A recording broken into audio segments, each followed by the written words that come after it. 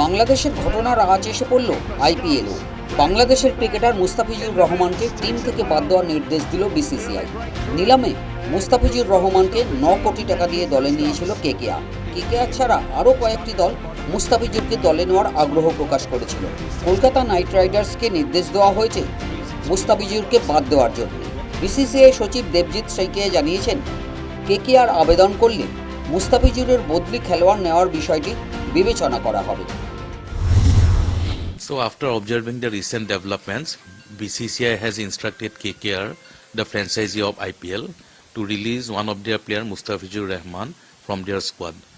And after his release, if any request comes from KKR, BCCI is going to consider their request and provide a replacement player. কেকেআরের পক্ষ থেকে একটি বিবৃতি প্রকাশ করা হয়। সেই বিবৃতিতে বলা হয়, বিসিসিআই বাংলাদেশের প্লেয়ার মুস্তাফিজুর রহমানকে ছেড়ে দেওয়ার নির্দেশ দিয়েছে। এরপর সেই বিবৃতিতে বলা হয় যে বিসিসিআইয়ের নির্দেশ মানতে বাধ্য এবং বিসিসিআইয়ের নির্দেশ মতোই কাজ করা হবে। বিসিসিআইয়ের এই নির্দেশ নিয়েও বিতর্ক শুরু হয়েছে। নিলাম পুলে কেন মুস্তাফিজুরের নাম রাখা হয়েছিল? বিসিসিআইয়ের উচিত মুস্তাফিজুরকে না বলা।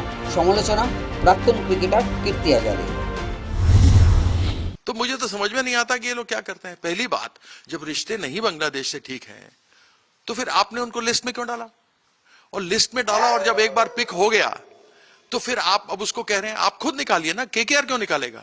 आप हैं निकालने वाले, आपने जमा कराया था, आप बोलिए कि ये निकाल रहे हैं इसको, आप किसी और को चूज करो।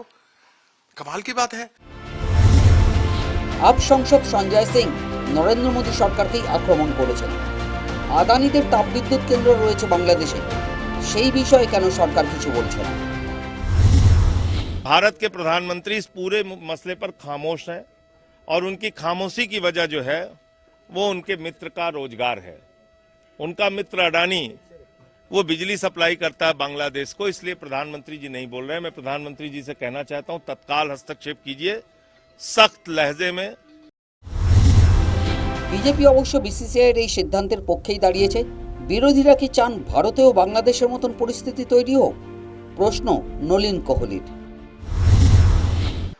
ये जो नेता हैं अलग अलग पार्टी के जो ये मांग कर रहे हैं, यदि चुनाव हार जाते हैं उसका ये अर्थ है कि आप यहां देश के अंदर में ये मांग रखेंगे कि किसी और देश में जहां की स्थिति इतनी बिगड़ गई उस प्रकार की स्थिति भारत में आए?